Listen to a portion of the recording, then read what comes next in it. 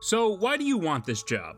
Well, if you look at my resume, you'll see that I've conquered 1,000 worlds and erased entire timelines. And I have a real can-do attitude. Kang the Conqueror has quite the laundry list of evil accomplishments he definitely can brag about at the yearly villain Christmas parties. He's one of the most notorious villains, worthy of being Thanos' successor in terms of MCU big bads for a reason. That reason is his long comic history of despicable and disreputable actions. Sure, there's the typical villain bank robberies, city takeovers, and even the occasional world domination plans, but someone like Kang takes his villain career way too many steps further. Just what are some of the worst things Kang the Conqueror has done in his quest to become the worst of them all? Let's find out right now. You're welcome.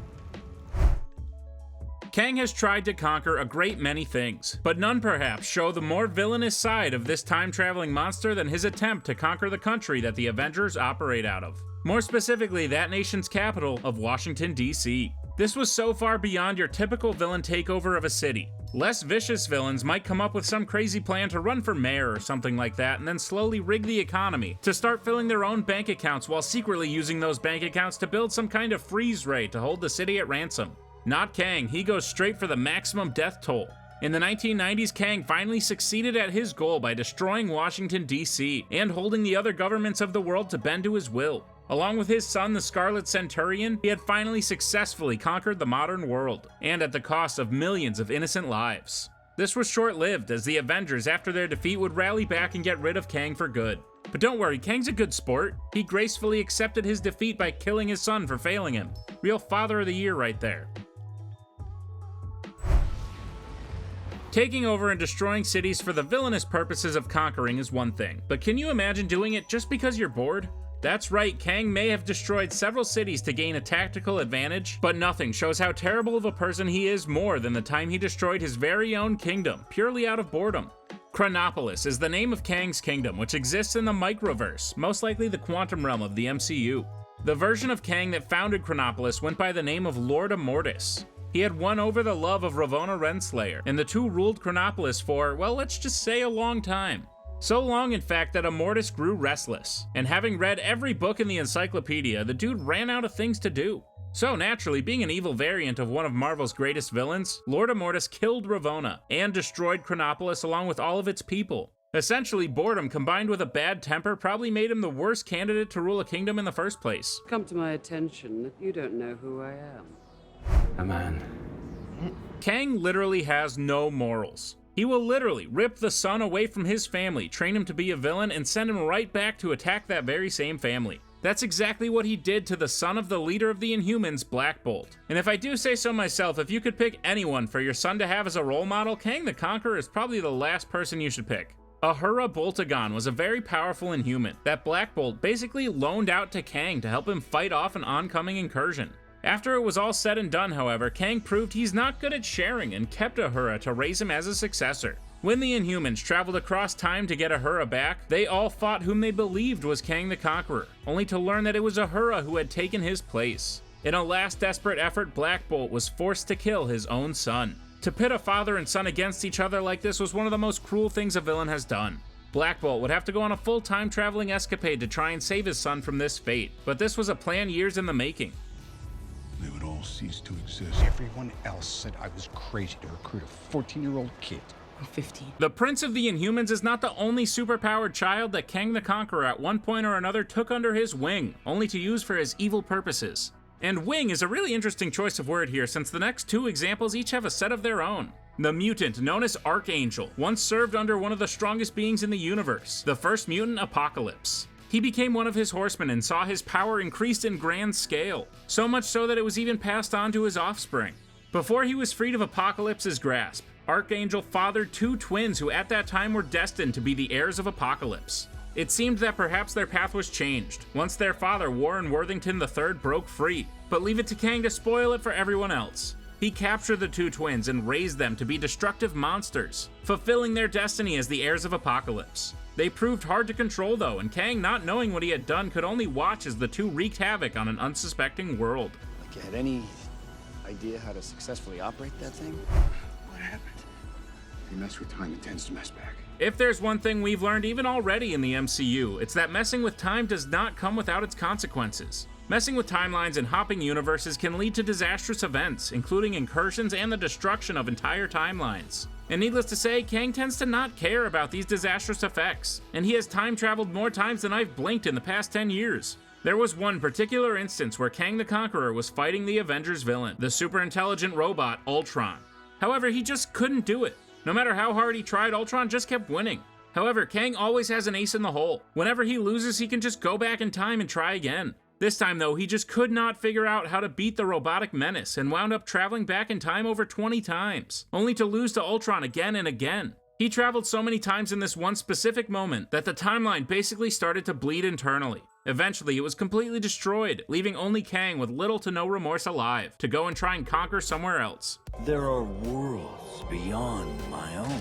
Worlds that need me. Volatile, self-obsessed, don't play well with others. Many of the Kangs that exist throughout the timeline often fight on their own. However, they are intelligent, and they learn from history over and over again. Eventually, they learned that they were stronger together than they were apart. This is when Kang the Conqueror decided to form the Council of Kangs. This group of imposing villains from multiple timelines banded together to achieve all sorts of mischievous things. However, it was what happened next that showed that Kang has no limits. The Prime Kang began a quest to slaughter every single member of the Council of Kangs in order to prove that he was the original and most powerful of them all. Imagine being so disagreeable that you can't even form a group made up entirely of yourself without it turning into all-out murder. Oh, I know, we suck. I don't know how to work as a team. What should we do next? Something good? Something bad? You know you are downright despicable when you're not only responsible for the evil actions that you've committed throughout an infinite amount of timelines and universes, but you also can take credit for horrible atrocities committed by some other Marvel villains worthy of carrying their own phases of the MCU. Kang the Conqueror certainly ranks up there in terms of villains, but when you ask the average person to think of the most recognizable Marvel villain, many of them will say Dr. Victor Von Doom. In the recent solo Dr. Doom story, he went on an interdimensional quest to truly question his place in the world. He traveled to another universe where he was actually the savior of the planet. Everyone loved him and worshipped him as their greatest hero. This began to cause Doom to look inward and wonder if the life he had chosen on his world was actually the one he wanted. He wondered if he should give up his life of crime and strive to be revered like this world's Doom.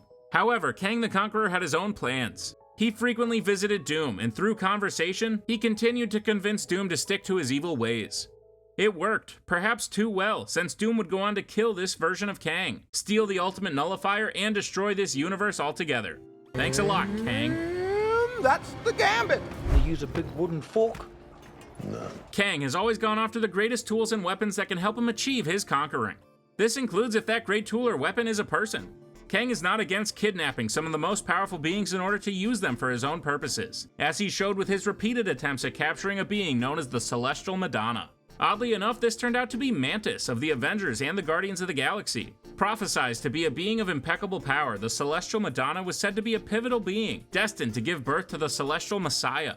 If there's one thing you'll learn about Kang, he loves indoctrinating powerful children to take on his legacy of conquering. He tormented Mantis for a very long time, trying to kidnap her and eventually take control of her very powerful son. His attempts were thwarted several times by the Avengers, but you know Kang's a bad guy for even attempting this. I didn't hear any thunder, but out of your fingers, was that like sparkles? The Grandmaster is one of the elders of the universe, who time and time again has used the heroes of the universe as his personal pawns in chess games simply put on to amuse himself. It's safe to say that anyone who participates willingly in the games put on by the Grandmaster and manipulates the lives of real people is probably not the best person. Of course, this kind of game spoke very loudly to Kang the Conqueror. In a game of the galaxies, the Grandmaster challenged Kang to a battle, where each of them could pick heroes for their team, and force them to fight against each other to see who could come out on top. Kang kidnapped a medically ill Tony Stark and basically held him for ransom. On the condition that Tony Stark be returned to his time to be given medical treatment, the heroes Goliath, Captain America, Thor, and the Black Panther agreed to fight for Kang in this game of the galaxies. They had to fight the Grandmaster's creation, the Sinister Squadron, for seemingly no other purpose than the two terrible people playing a game. Overall, this shows Kang's serious lack of care for human life. What about girl from accounting? Laura? Lillian. I don't care. He killed my mom. There have been many time tricks that Kang the Conqueror has used to try and defeat his enemies, mostly in the form of the Avengers. With unlimited access to the timeline, there are multiple points that Kang can go where he can find the Avengers at their weakest point.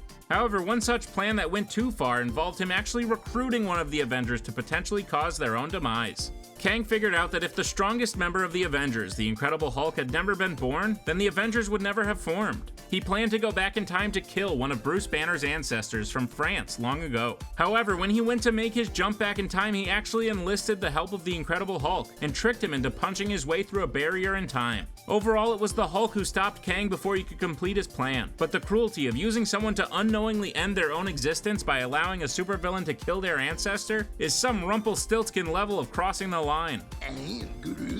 Whoa! I could do this all day. With Kang's infinite knowledge of the timeline, he has the ability to see just who will be the cause of his downfall, and do his best to preemptively remove them from the equation. During one of his plots to rule everything, that unstoppable force came in the form of Brian Braddock, aka Captain Britain. Captain Britain is an immensely powerful hero who could likely whoop Kang in a one-on-one fight just about every time. So, Kang came up with a plan. Playing slightly on Brian's ego, he decided that a place called Otherworld needed a leader. Otherworld was a pocket dimension adjacent to Earth 616, and Kang convinced Captain Britain to take up the mantle of its leader. Captain Britain was effectively trapped and removed from the battlefield, making way for invasion. It was this manipulation that actually led to Kang's dynasty beginning. I can only imagine how long it took Captain Britain to realize he had been swindled. Because we robbed you. Do you remember? That's us. I've seen worlds you've never known about. There was perhaps no greater example of Kang's unrelenting fury than the time he revealed his long list of conquered worlds. Kang's thirst for conquering is so insatiable that he literally went from world to world, adding to his collection of conquered kingdoms. It spanned nearly 100 light years, made up of worlds all under Kang's rule. However, before he officially conquered them, they lost many of their life-form citizens. This means that Kang's death toll is approaching astronomical levels. The amount of people in the galaxy who have lost their lives to the Mad Conqueror exceeds just about anyone else. It's even rumored that this is already the case in the MCU. Apparently, by the time we meet Kang the Conqueror, he will have already conquered an untold number of worlds and defeated those worlds' versions of the Avengers. The mere multitude of worlds that Kang has conquered shows that he will likely never stop, unless of course someone stops him. Because the truth is, I don't want to stop. Promise you give me a chance to put him on a different path. Dr. Doom is not the only villain that Kang can take credit for sending on a murderous rampage. No, it turns out that he would go on to make quite the habit of this. One of Kang the Conqueror's most well-known variants is an ancient Egyptian pharaoh by the name of Rama-Tut. This was simply Kang, who travels back to ancient Egypt in order to conquer and rule that timeline. Using technology and weapons from the future, he instantly became worshipped as a god, and had all of Egypt eating out of the palm of his hands. It was here where he decided to choose a successor, and boy would the entire world go on to hate that decision. The first mutant, En-Sabah-Nur, better known as Apocalypse, was actually mentored by Rama-Tut. Prior to returning to the future, he passed on all his dreams of world domination and overall being a jerk onto his apprentice, Apocalypse. He would then go on to be one of the most powerful villains any Marvel team would ever face, and it all started thanks to a guy who had nothing better to do than conquer Egypt and mess with everyone in the time stream. I don't have one. I just saw the ad. Kang has a history of forcing people to fight. His greatest power is manipulation, and what he likes best is to keep his hands clean and make his enemies fight each other. A cross-world mashup story saw the Avengers take on their biggest challenge yet. After two very different worlds had merged, Kang began fighting with someone called the Lord of Time over an artifact called the Chronal Egg. So Kang again used the Avengers to fight for him, but just who were their opponents? Well, in this particular story, the Lord of Time hailed from the DC universe. That's right, the Avengers went up against none other than DC's Justice League of America. Eventually, both groups of heroes broke free of their holds and stopped the merging of the two worlds altogether. It was an epic battle, but if a villain makes you fight Superman, it's safe to say that villain is the worst. Granted, this is probably the greatest thing Kang has ever done, at least from a fan perspective. Is it so? It is. It's so terrible. It's baby. It's Scott. As a baby. He'll grow. There are no lengths that Kang the Conqueror won't go to in order to achieve his goals. And very early on in his time-traveling conquest escapades, he learned that in order to achieve those goals, especially on Earth, he would have to somehow find a way to neutralize the Avengers. Time and time again, they stopped his mischievous schemes, and he just could not find a way to overcome them through sheer force. So, like the big cheater that he is, he decided to use time itself as a weapon. He went back and tried to do something so heinous and reprehensible that just about everyone would consider it the ultimate villain move. Even the Hulk was against doing it when Rhodey suggested that they go back and kill Thanos as a baby, but not Kang the Conqueror. One of his more villainous moves was attempting to go back in time and kill the Avengers when they were mere infants. There was no more vulnerable time for Earth's mightiest heroes, and a band of Kangs formed together to go back in multiple different timelines and end these heroes before they even learned to walk. Thankfully, it was an older version of Kang that stepped in and stopped this plan. But had he not, these versions of Kang the Conqueror could absolutely have innocent blood on their hands. Okay. People are dead. He Who Remains warned us that we would not like what was coming. With Kang's long list of evil misdeeds, who knows what he has up his sleeve in the near future? What do you think is the worst thing Kang has ever done?